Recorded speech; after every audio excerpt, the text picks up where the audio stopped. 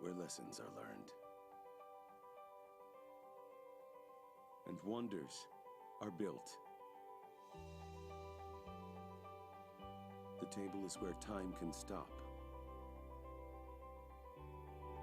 where wounds are comforted, and freedom begins. It's where we find peace. And we laugh till it hurts. The table is where we gather with family, new and old,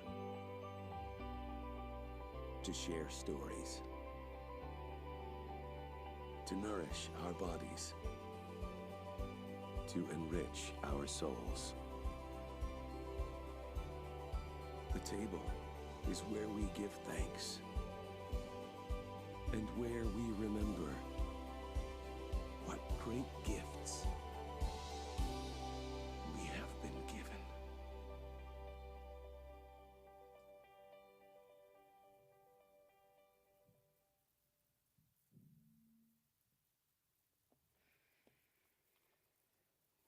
Good morning, everyone. And how good is this? Snacks, food, drinks, table, Christmas. It's good to be able to share this morning with you. And there's plenty of food, so please feel free if you're running out to just saunter outside, grab some more, and bring it back in. There is plenty there. Thank you to Tracy and the team for putting this all together. So you're sitting around a table. There is food to eat. There's something to drink. There's people around you. And I'm going to hazard to guess that in a few hours, when I finish preaching, no, just kidding. In a few hours, you're going to be sitting around another table with people that you love, with food that you love, and drinks, and you'll be celebrating together. Now, I'm just intrigued. A bit of a straw poll. Turkey? Anyone having turkey? Okay, there's a few hands. Lamb? Vegan nut roast of some variety? Gluten? Other? Subway? Yeah. Okay. At Burwood over the last few weeks, we've been looking at the table and the concept of gathering around a table and what that means, especially now at Christmas. Because really, the story of Christmas is about an invitation to God's table. But we're going to have a look at that this morning from a bit of a different perspective. And I invite you to open up your Bibles, your devices, whatever you're using, to the book of 2 Samuel. 2 Samuel chapter 9, we're going to dig into the Old Testament and have a look at a story which actually happens to connect really well with Christmas. I think, anyhow. You can be the judge as we go through it. 2 Samuel chapter 9, and we're going to start off in verse 1. Let me read this to you. David asked, "Is there anyone still left of the house of Saul to whom I can show kindness for Jonathan's sake?" So, we're introduced to a few different characters here. We've got Saul. Saul was the first king of Israel. He was a bit of a reluctant king, but pretty soon he found himself accustomed to the power and the privilege and the authority of the role. And Saul was a bit of a confused character, maybe. He had his challenges, and he had a bit of a temper on him, and as we're going to discover, he was an interesting guy. And then we're introduced to his son, Jonathan, and also David. We'll get to Jonathan in a sec. David, everyone knows David, the giant slayer, the shepherd. He was also a musician, and he would go and play music for Saul to help calm Saul down. Sometimes it worked, sometimes it didn't. Sometimes he would have to dodge a spear as Saul tried to literally kill him. And then we also meet Jonathan. Jonathan is Saul's oldest son. Jonathan is the one that that Saul would love to be king after him. But Jonathan is also best mates with David. And as much as Saul wants Jonathan to be king, God has chosen that David will be the next king.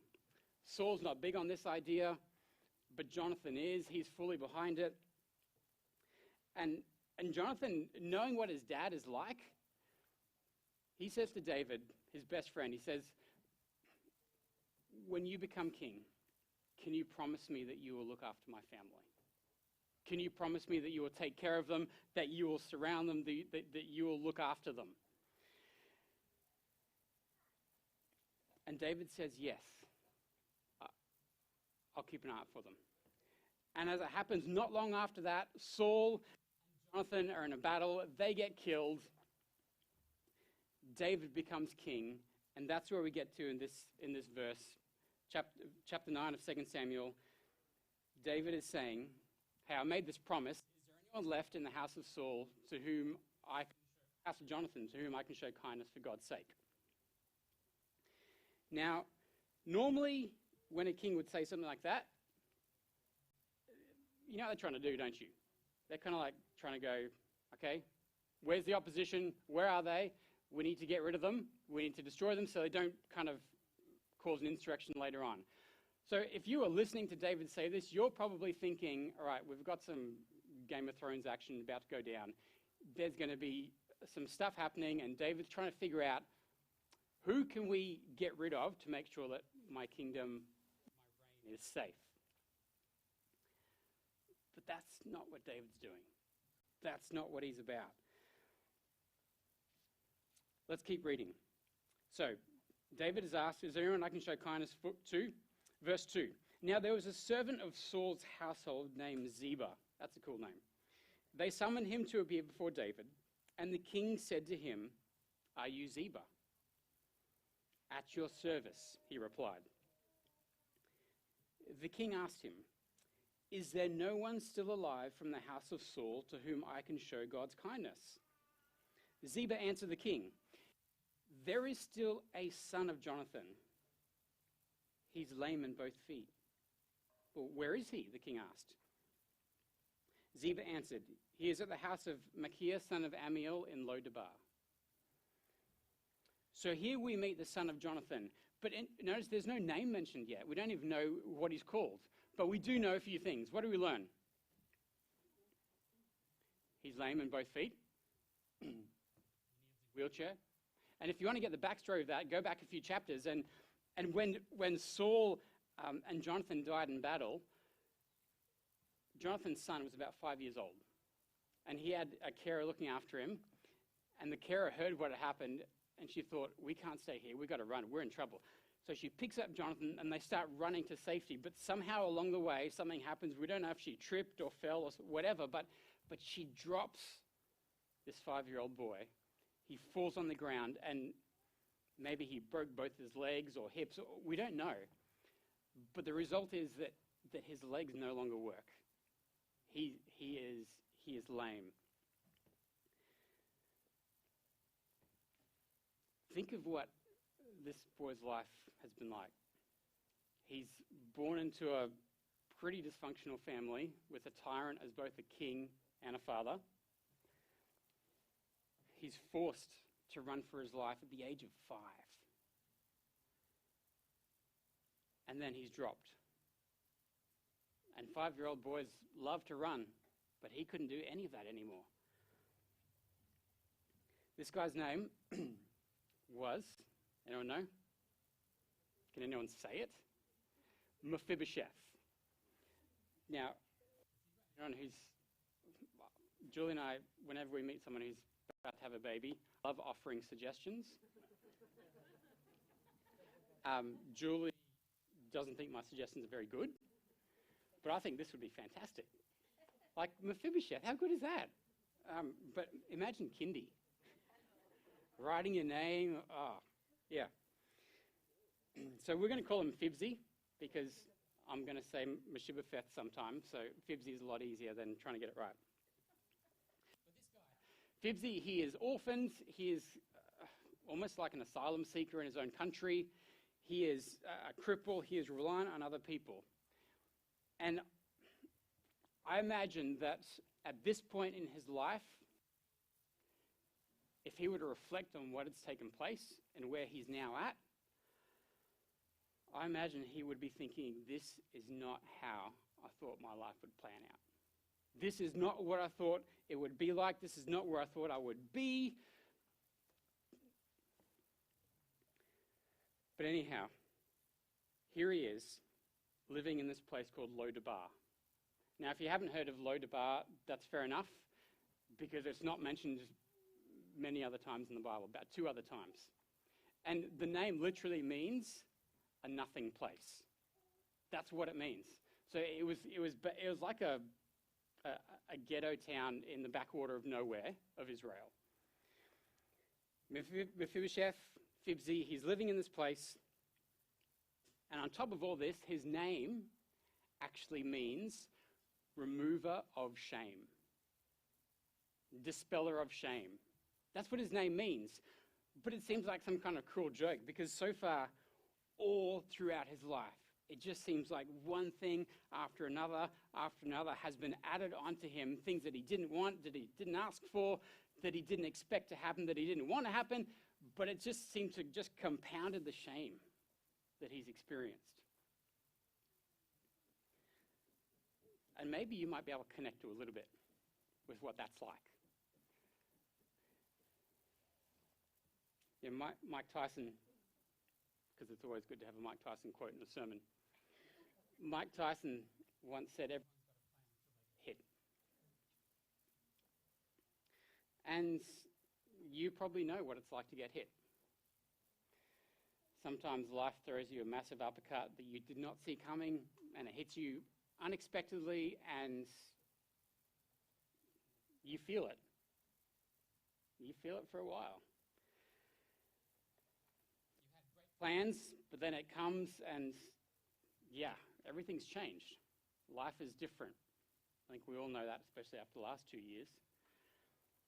But sometimes that hit might be something else. It might be to do with work. You thought you had a great job in a great spot, but then all of a sudden you don't.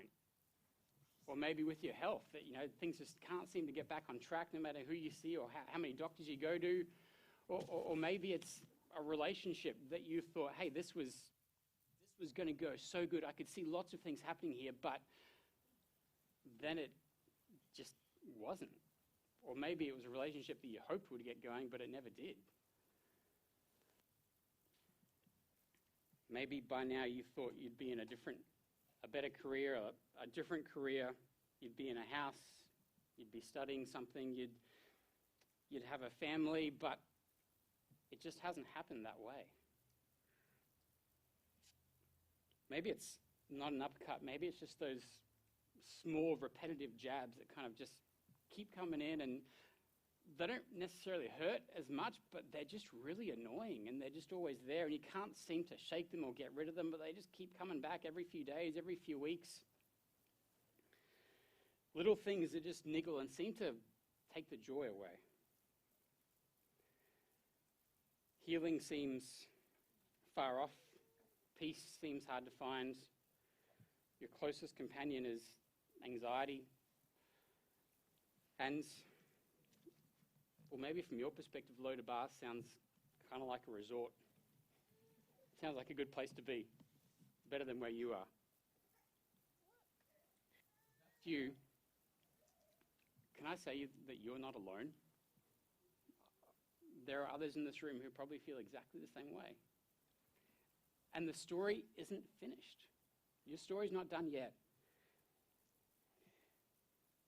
There was a Christmas movie my wife and I were watching a few nights ago.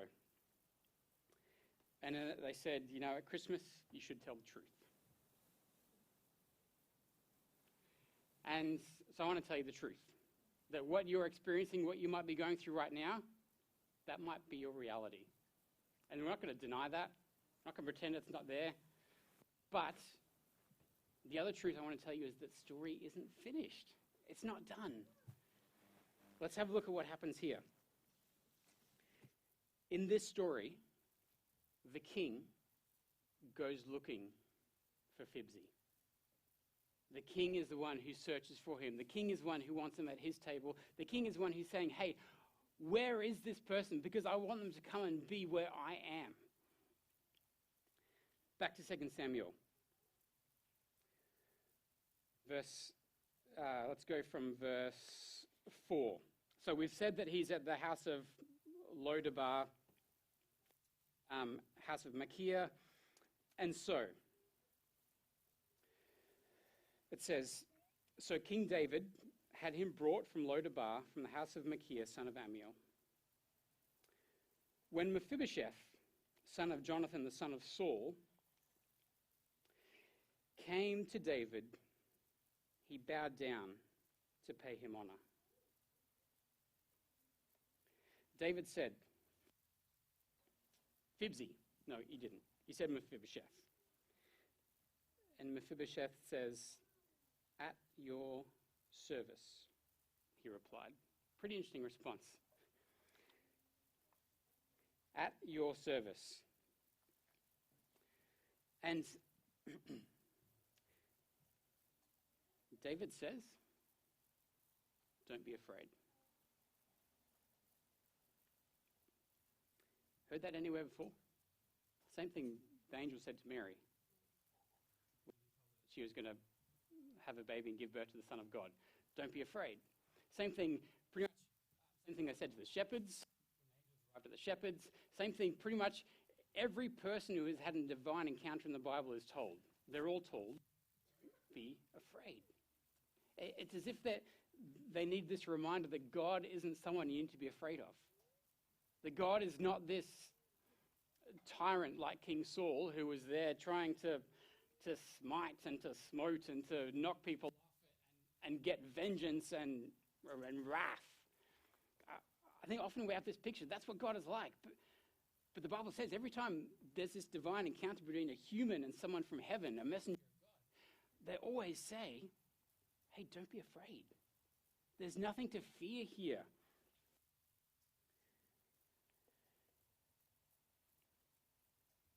In the story of the Nativity, it goes even further, because the angel doesn't say, just don't be afraid, but he says, I bring you good news that will cause great joy for all people. So it's not just don't fear, but it's don't fear, listen up, I want to tell you something that is going to change your world and change your life forever. This is worth hearing. It's going to be hard to hear if you're afraid. So we've got some good news. And in this story, there is good news that David has for Fibs. He says, don't be afraid, for I will surely show you kindness for the sake of your father Jonathan.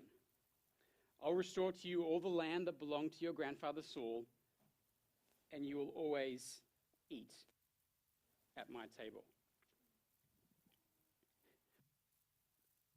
Fibs, he rocked up to David, and I bet he was expecting to die. But instead, he's given life. He was expecting hatred, but instead he was showed love.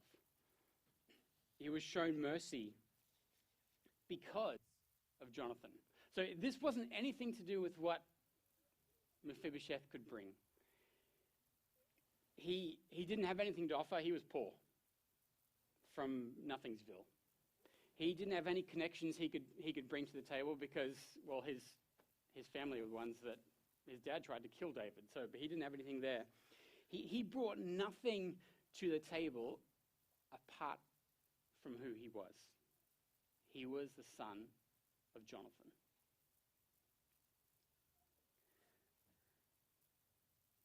Here's a Christmas connection from this story. You and I, we're children of God. So it doesn't matter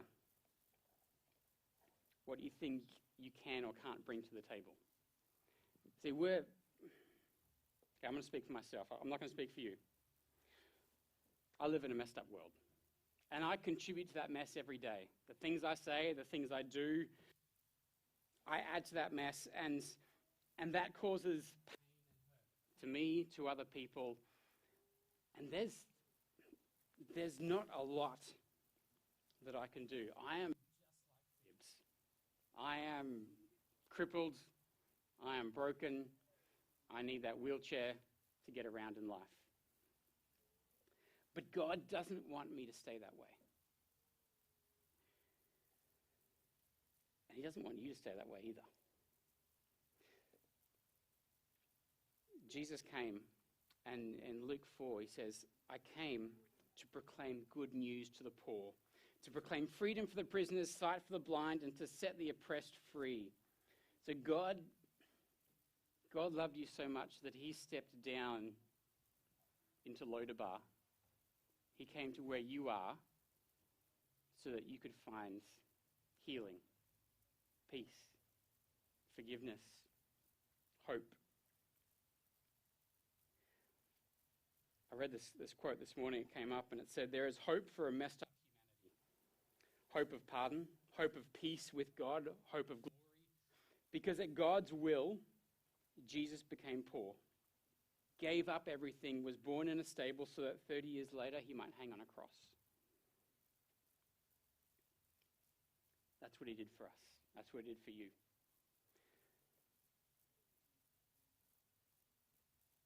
Back in 2 Samuel, David just doesn't say, don't be afraid. He says, I want to restore to you what actually belongs to you. And I want you to eat at my table. Now, how would you respond if you were invited to eat? I'm not going to use a politician because that's probably not going to get the response that anyone wants to give. But how would you respond if you were actually invited by the king to go and eat at their table for the rest of your life? The best of the best, with the king of the country. I don't know. That'd be pretty cool. You'd be jumping. You'd be excited.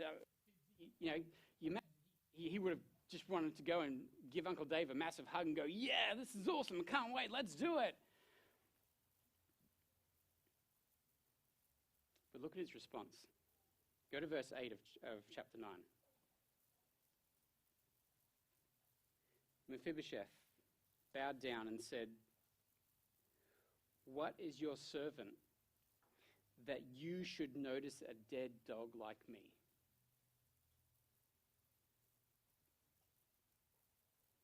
This is not some kind of feigned gracious acceptance or a false martyrdom or a fake humility that he's trying to put on.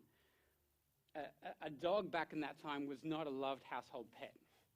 A dog back in that time was a dirty, undomesticated scavenger, and a dead dog was even worse than that. You wouldn't go near it with a 10-foot pole. But this is what Mephibosheth says. What he's really saying is, I don't deserve this. I'm not worth this.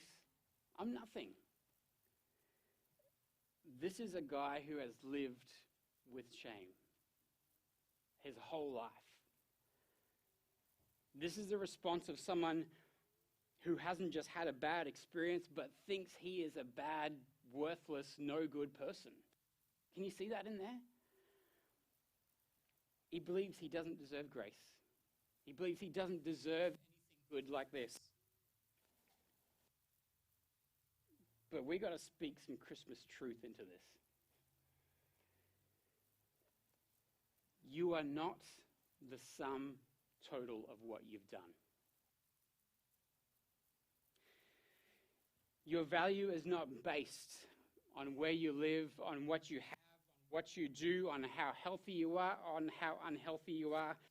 Your value is not based on how many people are going to heart emoji the pic of your Christmas lunch. Your value is not based on your bad habits, your addictions, your poor choices. Sure, there are consequences to all those things, but that is not who you are. You are a child of God. That is who you are.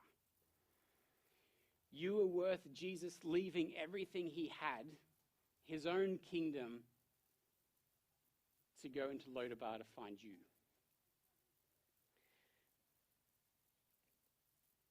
And if you're anything like Phibbs, it might take a while for that to sink in. You might need to hear that a few times before you actually fully embrace that and understand that and realize that that is who you are. That is how God sees you. All those other things that you keep thinking about, that you base your value on, that you base your identity on, that is not you. That is not how God sees you. He sees something very different.